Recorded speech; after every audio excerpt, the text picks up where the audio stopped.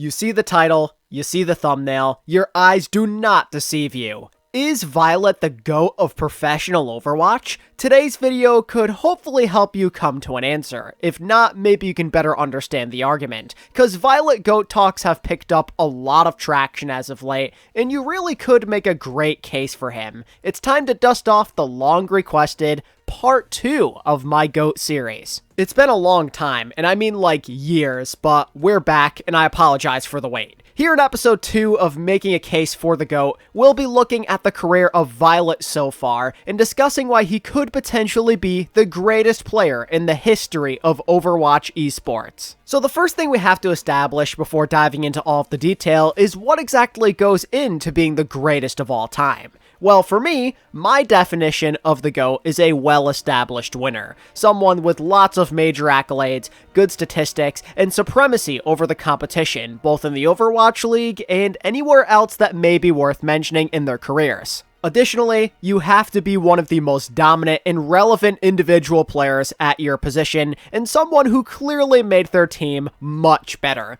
I'm also considering things like longevity, and impact on the game, and remembrance. Were you a 1 or 2 season Andy, or a meta-proof warrior who adjusts with the times? Maybe your criteria looks a little different, but for the sake of this video, those are the main points I'll be trying to argue for. But where exactly do we start? How do we advocate for Viol2t? Well, for most people, I think that winning is a good starting spot, and it just so happens that Viol2t is one of the best to ever do it. In his 5.5 years in the Overwatch League, Viol2t has accumulated 2 Grand Finals championships, 3 tournament titles, 1 Role Star, and an MVP nomination. On top of that, there's 5 second-place finishes between regular season tournaments and last year's Grand Finals. In other words, he's either winning or coming very close to winning pretty much everything. It goes without saying that Viol2t passes the achievement test with flying colors. More prize earnings, more championships, more everything than most, really. In fact, cause he stayed 1 year after the old Shock Corps broke up, and cause Shanghai kinda fell off in 2022,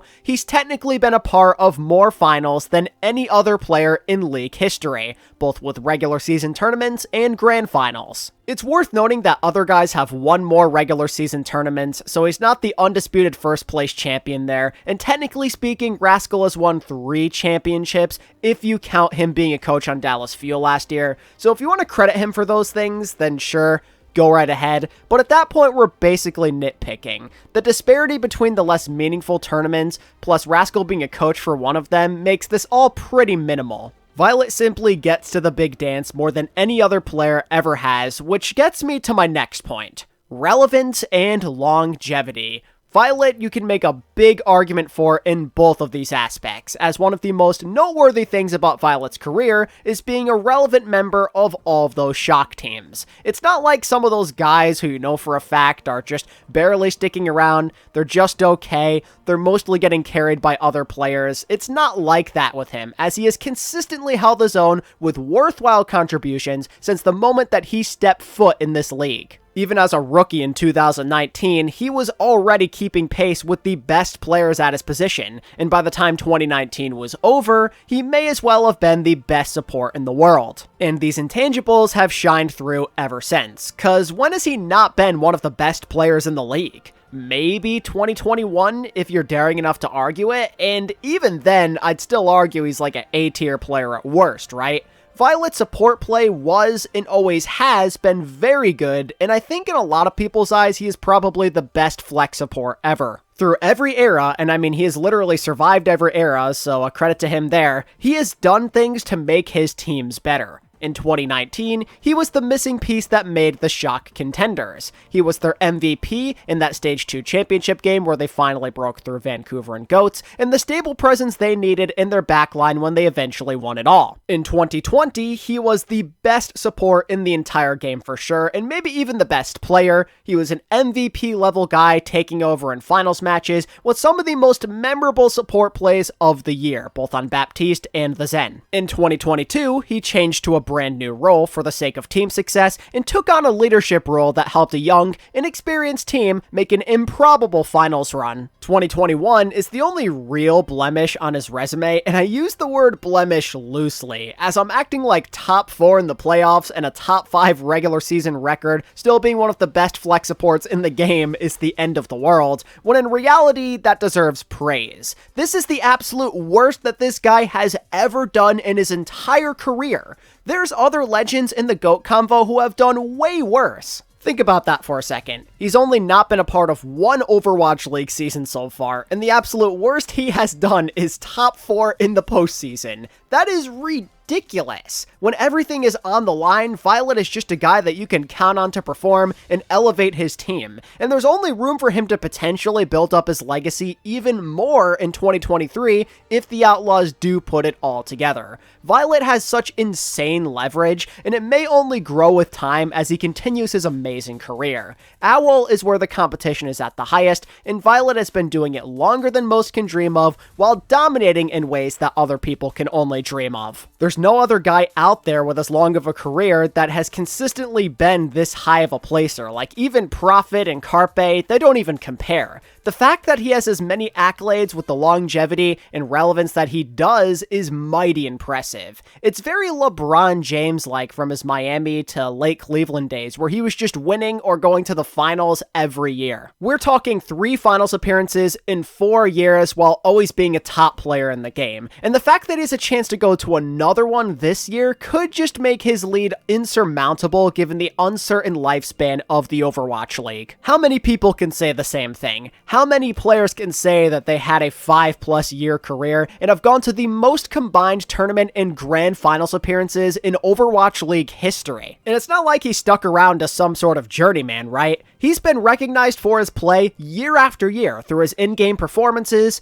awards, award nominations, championships, and stats. And it's because he's been around for as long as he has that he is an all-time leader in basically everything. We're talking number 1 in total healing, top 10 in eliminations, and top 15 in hero damage as a support. And when you look at the stats, whether it be like with all-time rankings or rates per 10 per season, he's always one of the best on the most relevant heroes whenever there's big tournament matches or even in the regular season. He's basically got every feat you could ever ask for aside from winning regular season MVP or finals MVP. And it's because of his relevance factor that he most definitely is in the running for the GOAT conversation. He's got that winning and longevity both checked off with relative ease. And it goes without saying that his longevity goes hand in hand with a lot of other factors that typically come up in the GOAT convo. With all these chances and the bright lights have come a lot of excellent performances in years as a pro to not only prove his relevance, but his dominance too.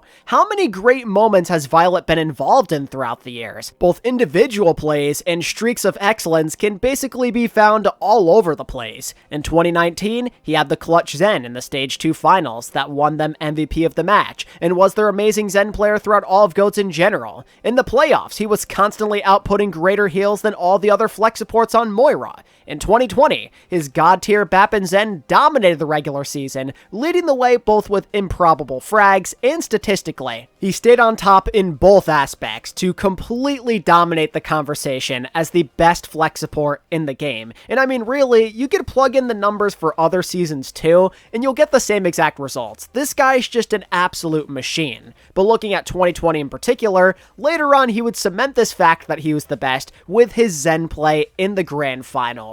Who on earth could possibly forget that 2v1 frag on Hollywood? It came in a series-clinching scenario. No, a championship-winning scenario on the final map, and he pulled out that kind of stuff. Like, it's just absolutely insane how the pressure does not get to him. And just to further show off and keep his name in the headlines, we had last year where he'd role swap, but still maintain relevance as one of the league's most bloodthirsty and proactive Lucio players. My point is, it's not like he's just sticking around. He does stuff that you remember to help his teams win, and it's the individual moments moments like this one that people tend to look back on when having the GOAT conversation. And when you combine that with how it has always led to these deep playoff runs or tournament runs, it's pretty hard to deny Viol2t's greatness. Coming by a god-tier support is never easy. Good backline play is almost always the thing that separates champions from ordinary contenders, and Viol2t offered that to the Shock year after year. Viol2t may not have totally reinvented the wheel like some of his predecessors,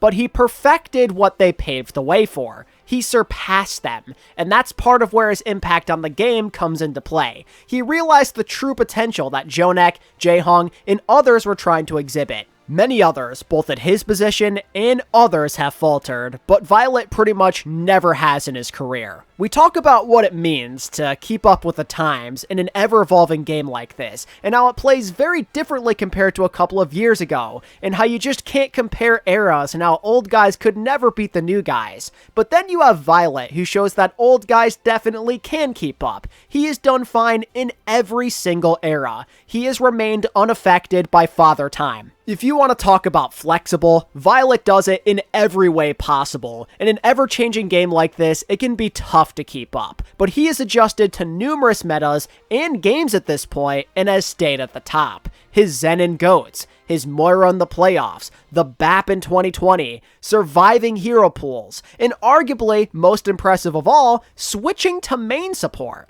It is not easy to swap roles, let alone be successful on them and be one of the best in the league, but Viol2t has done just that, showing little fall off since 2022. He's picked up the Lucio and some other things and still remains on top, and because of his role on Shock and the Outlaws the last 1.5 years, he's become a true flex support that can pivot between both roles with little to no fall off. That is the absolute maximum value that you could get from one single player. It takes a special kind of guy to do such a thing. That is adjusting to the times. That is doing what it takes to win. Viol2t's all about doing what's best for his team, and that's what makes him so special. He's not selfish. His play at times can seem like that, but it is far from the truth. And I know some people are going to point out that he does have some flaws, like his Ana troubles that he somewhat had in 2020 and 2021, as he did get benched on this role on more than one occasion, which I suppose is fair criticism, but at the same time, it's definitely way overblown,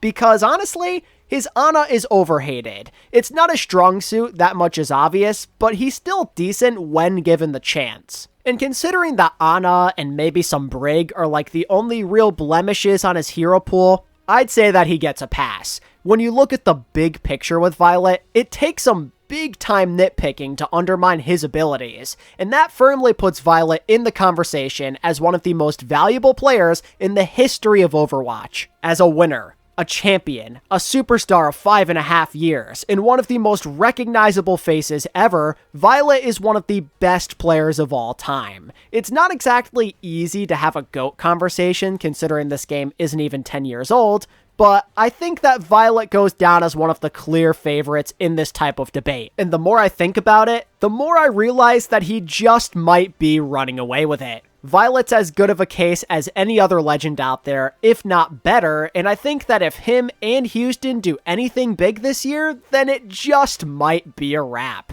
But that's my opinion anyhow, and mostly this is just making a case. Nothing is set in stone just yet. But now I'd like to know what you think. Do you think that Viol2t could be the GOAT of Overwatch? Did this video end up swaying your opinion? Did you learn something new? Or do you have somebody else in mind? Or are you a person who thinks it's too early to have this conversation in general? Let me know your thoughts down in the comments below. And if you enjoyed this video and you want more GOAT videos, make sure to like this video and subscribe to my channel if you're new. And until next time, this is ATP, signing out. Peace.